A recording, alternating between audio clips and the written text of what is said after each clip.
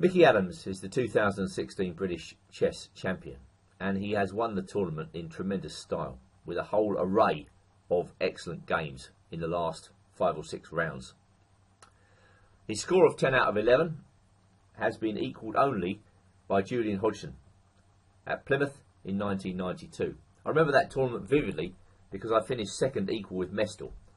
We got 8 points, but it seemed like there was a big yawning gap between Hodgson and the rest.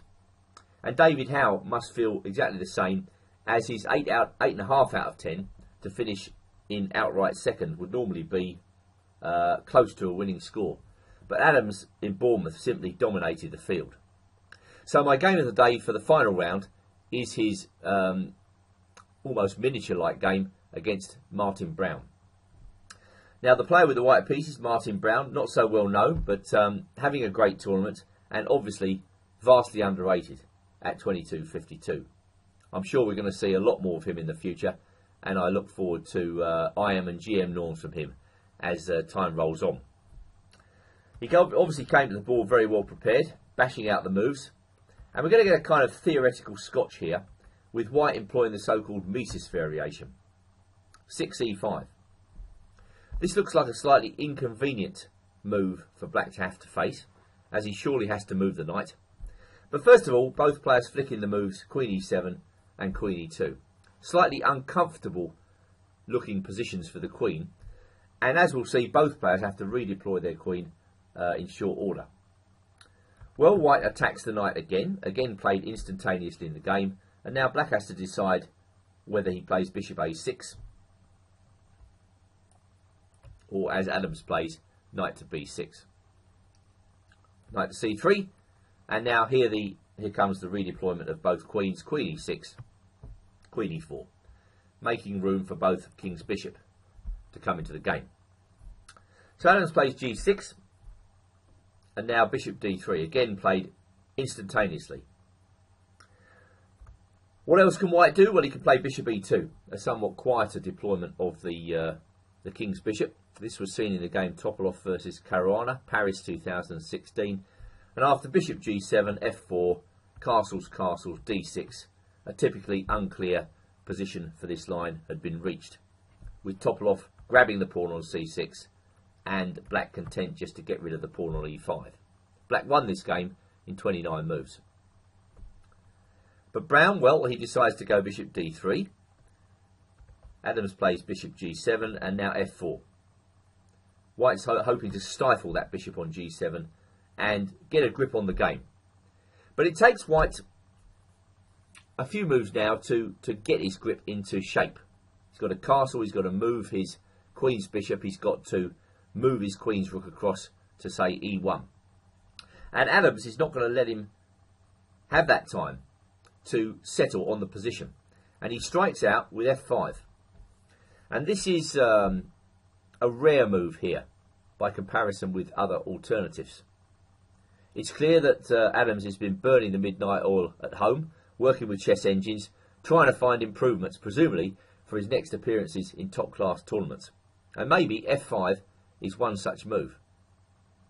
Well, it certainly worked a treat here, as Brown plunged into thought, and probably at this stage already made an inaccurate move.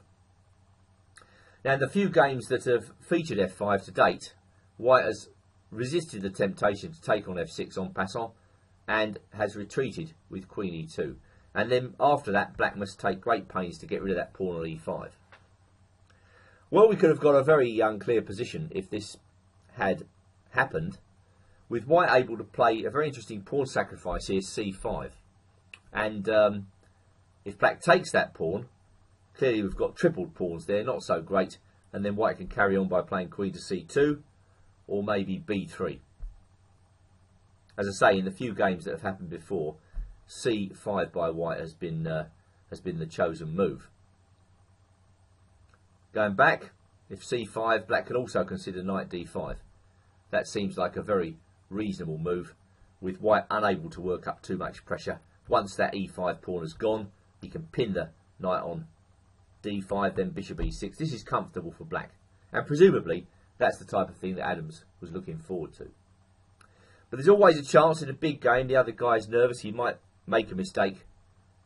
E takes f6 is possibly not the best move, because it gives black tremendous freedom to attack the white position with early moves such as d5. This is the problem for white. These pieces are precariously placed in the middle of the board, and already white has to be extremely careful. Well, brown played bishop d2. Again, possibly nerves were playing a role at this point. There was a game from Marianska Lasna in 2008 where queen e2 was played, perhaps a more careful retreat. Black played bishop a6, white went bishop e3, and now rook a e8, with obviously a very comfortable game for black. Once again, this was possibly the type of thing that Adams was looking forward to. But this is better for white than the game for sure. The problem with bishop d2 is that it allows black tricks based upon a sudden check on d4 and the loose nature of the bishop on d3. And Adams, of course, is not going to miss out on such an opportunity, so he strikes with d5. Well, the issue for white is he can't take that pawn. If he takes the pawn, he's immediately downed by bishop f5. What are we going to do? If we go queen f3, queen d4 picks up the loose bishop.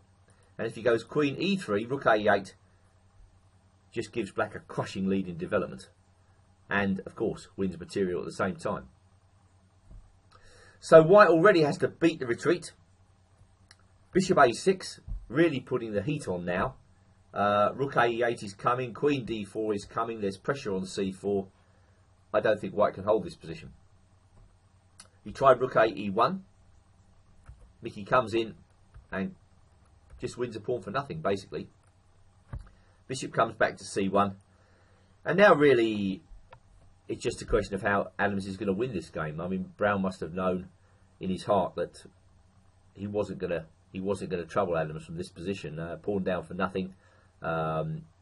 Comfortable position for black. He can just deploy all the rest of his pieces with some ease. In the game, Adams chose a5. He could equally have given a check and maybe played knight d6, just bringing the knight into a better position in the centre. This was also very good. But we can't argue with a5. And after this, white simply collapses, really. He just recognises that he's playing somebody on absolute top form, and there's not going to be any sort of imprecision. King goes into the corner. Adams takes on e1, moving in for the kill already. And now queen to f2 just exposes the remoteness of the queen on a4. Well, she can come back to the defence, but then, well, what's the simplest move? Just knight takes b2. There's absolutely no reason why black shouldn't play that, and white's position falls apart. So poor Martin Brown tried rook g1. In came Adams' bishop. The rook had to move again. Rook e8, threatening mate on the back rank. h3 to give the king a bit of air, but it's not the type of air one would like to breathe. Rook e1 check. King h2. If he takes, a simple mate occurs. Let's see it. Bishop g1. King h1, bishop f2, and then bishop g3 mate. Very nice. King h2. Queen g1 check. King g3, and as usual, Adams finds the best way to play. Knight to e3. And that brings the house down on poor white's position. So one can only say congratulations to Adams. He not only won the tournament, he played brilliant chess throughout. And that is, to my mind, a winning combination. So we look forward to Llandudno in 2017, and I want to thank you all for viewing these videos, and hope you've enjoyed them. This is Andrew Martin for 2016, signing off.